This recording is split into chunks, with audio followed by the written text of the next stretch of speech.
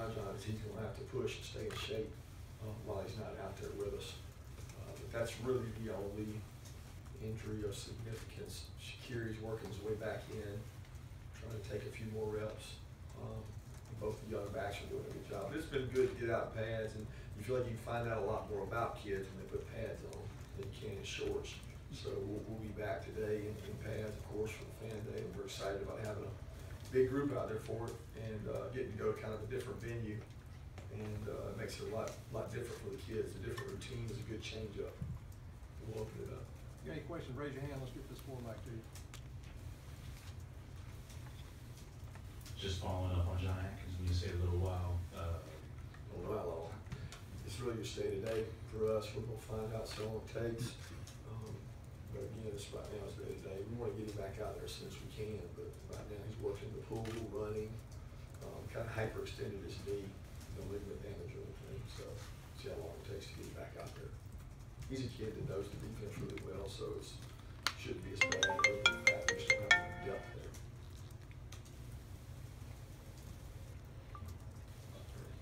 Coach, so how does having a offensive coordinator, quarterbacks coach like a Jim Chaney, how does that excite you with history with a quarterback? Yeah, part of the key reasons I went after Coach Chaney was his quarterback development. You know, I've seen what he's done with the young man at Arkansas, and also Tyler Bray and the Sims kid at Tennessee, and then he had a transfer come into Pitt last year. I think it's Nathan Peterman who did a really good job up at Pitt. So I got a lot of respect for his development of quarterbacks. I've been able to sit in, some of his meetings. It was very knowledgeable for me as a coach to get better, to hear how he talks to the quarterbacks about the defense. You find a lot out when a guy does that. But he's a great asset. He's a really good leader, and he's doing a great job with the offensive staff, making sure they're organized and have a detailed plan every day. Hey Kirby, 5 practices in. Any impressions of your quarterbacks changed as it relates to the competition? It really hadn't, Mark. I mean, we've been rotating those guys, and we've been spinning them all 3, kind of where they, all 3 get to go with each group. And we're kind of taking it day by day, where one guy gets to go to 1s, guy gets to go to 2s, guy gets to go to 3s, and they all rotate. So that rotation will continue today, with today being the 6th practice. So if you do your math, as you kind of go through, this will be the end of the 2nd rotation. So we're excited to see those guys go out and compete, and we're trying to get them equal reps. I mean, it's been tough, but it's pretty balanced up. But I can't tell you that anybody stood out more than anybody else right now. It's too early. They're still in the installation process, where sometimes that can be overwhelming. And kind of the second time you go back through the installation, you expect it to be a lot smoother. Because now it's not only it's the second time this fall, but it's really the 3rd or 4th time since the staff's arrived. Coach, when you first took over, you mentioned that you wanted to get bigger and stronger. Have you gotten any closer to that goal? Well, being that we've only signed to 1 class, you recruit big, and you obviously lift to get stronger. I mentioned earlier, I do think that we're stronger as a team. I think the kids really feel that way. We can see it in a few players out there where they're getting more movement, and they're able to come out their hips, roll their hips a little bit stronger, squat and bench and things like that. That's helped with some positions that needed it. But it's hard to just make a person bigger. You got to go recruit and do well in that area. We think we did that in recruiting along the defensive line, but we really didn't answer some questions on the offensive line.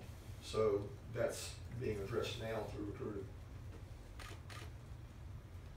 Kirby, you talked earlier in the week about the team's improving that they can run, but then now it's time to see if they can run and think. How would you rate week 1, like maybe 1 to 10, as far as all the mental stuff that got to be important? I'm not going to get into a 1 to 10 scale. I think that's hard to do because it's kind of moving parts. There's a lot of parts there that's hot out there for a lot of the guys, and then being able to push through that. And we told them over and over, they can't let the heat slow the brain. They can't let the heat slow the heart, and they got to push through. Now I do think that our leadership group and some of the leaders on the team are trying to lead everybody. But as far as the number 1 to 10, it's not everywhere you want it to be as a coach. If you think you got a 10, then you got problems. Back to Coach Chaney, how encouraged were you with what he was able to do last year after losing probably one of the best running backs in the country? Yeah, you know, I didn't even realize that at the time because I was in a different world, thinking about different things and focusing on the season that I was coaching. I didn't find that out until I went kind of on the recruiting of the offensive coordinator position, calling around. And once I realized that, it made it more attractive to say, here's a guy that lost his leading rusher, one of the best rushers in the country, and was still able to be productive with a new quarterback. So that was a great asset, knowing that the backs that we're going to constantly have here at the University of Georgia are going to be good backs. And he's got a really good track record with that. And I've always felt like the diversity is what I like the most. I can still remember playing them at Tennessee with Ray and 3 really good wideouts. They didn't have a back at the time, and they threw it all over the yard. You know, they came in Sanford Stadium and put up 50-something or 40-something points, throwing it around. So I mean, he's done both, and I like to think that we're going to be versatile enough to get really good wideouts and really good running backs. And he's used both, so I thought he did a great job last year at Pitt. You know, losing the back and still sustaining.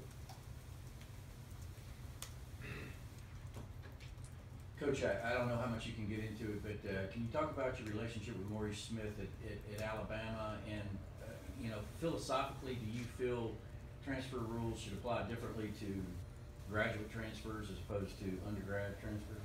Yeah, I can't speak much about the Mo situation because he's a recruited prospective student athlete. So, you know, I can obviously comment that we're recruiting Mo and he's a prospective student athlete. But as to the graduate transfer deal, you know, I think that every young man that we want to bring here to the University of Georgia, we want them to graduate from this place.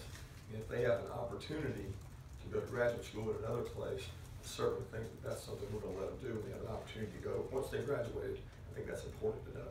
Even if that's another SEC school. Absolutely. In regards to Dalvin Gomez, Renzo Carter, do you see them taking that kind of step where they can effectively replace guys like George Jenkins and Leonard Floyd? You know, those are some big shoes to fill. I got to watch those guys play, you know, opposite the whole. I mean, every time we had an overlap, you'd see those two guys play. They played with high motors. They were, especially George, was really a physical presence and struck blockers and played things the right way. To say they're going to fill those shoes, I think it's unfair for them because I think those are really big shoes to fill. I think both those kids are working hard, but they're not where we need them to be. They're not playing physical enough at the point of attack. And where we're depleted the most right now is on the edges of the defense when it comes to 5 technique, 6 technique, those type bodies. Not the inside guys so much, but the outside guys being able to hold up. And I'm challenging those guys each day to go out and take on tight ends, take on tackles, and play more physical. And we're not where we need to be at that position. You said the other day that you wanted to see today how players respond to having people in the stands. I forget if you're talking about quarterbacks, but can you say what kind of things will you be looking for to see how players respond today? Well, first thing, I just want them to focus on practicing good. I mean, we're still in day 6 install, and that's important that they focus on what they have to do. You know, the distraction becomes just because somebody's in the stands or just because you got your picture taken before practice, does that change your demeanor? You know, does that change how you practice? Does that change how you react to coaching? Does that change how you react to when somebody kicks your butt? You know, it's very important to me that they handle that the right way. If they don't handle that the right way today, they certainly won't in the Georgia Dome in however many days. So it's important to me that they handle that the right way and that they execute. Because a lot of times guys go out there and they change the way they do things because they're in a different place and they got a different setting.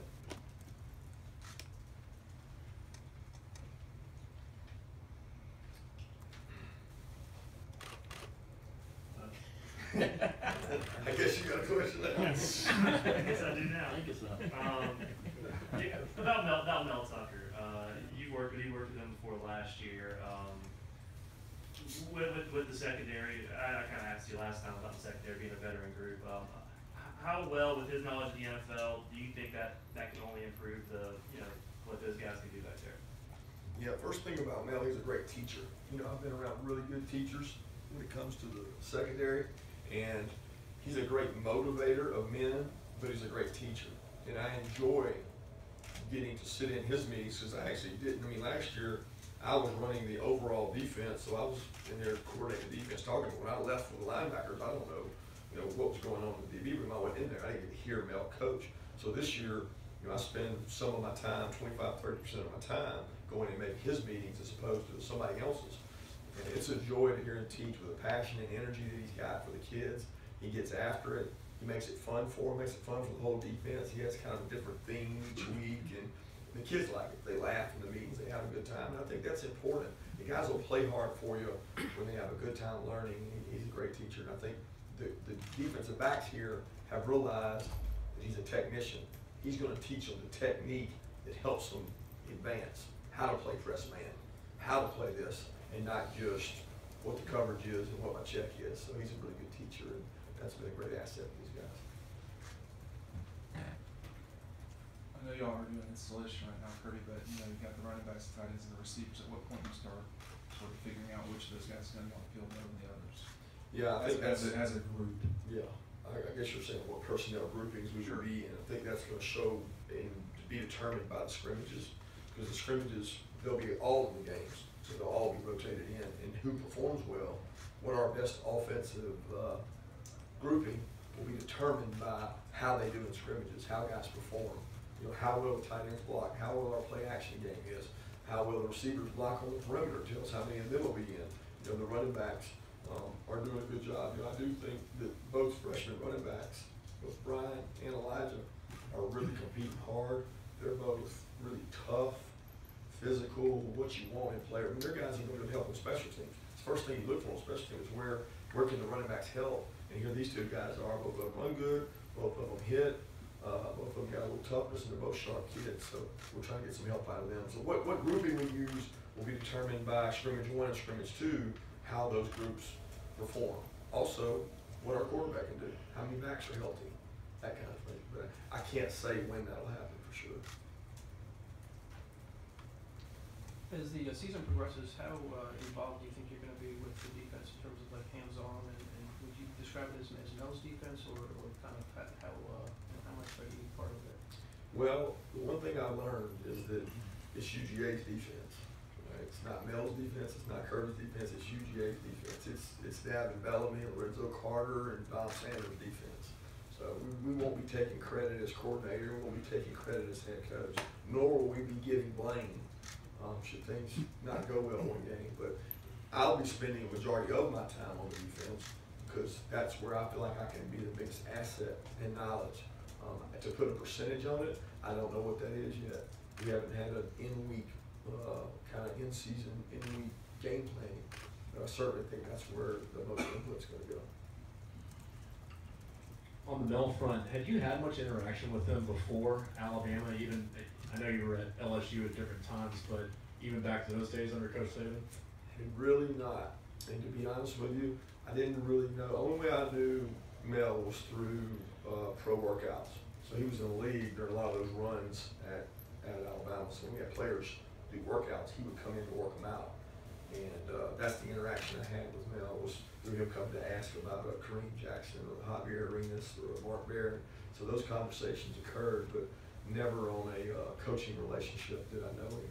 He obviously knew Coach Saban, and Coach Saban wanted to bring him in, and it was a great hire last year for us, and then that's when I got to really know him. Got time for 2 more questions?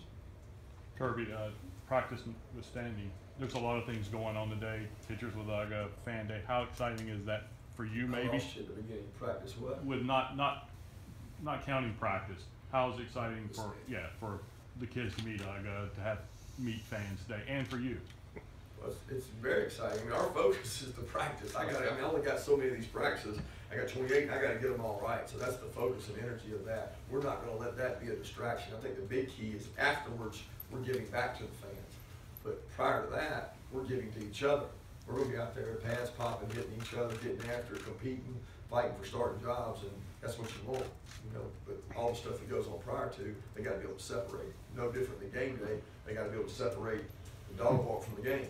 So we want to get used to having those distractions, but also the ability to focus on the task at hand, which is having a good practice. You got some guys who need to have a good practice and who need to move forward. Last question.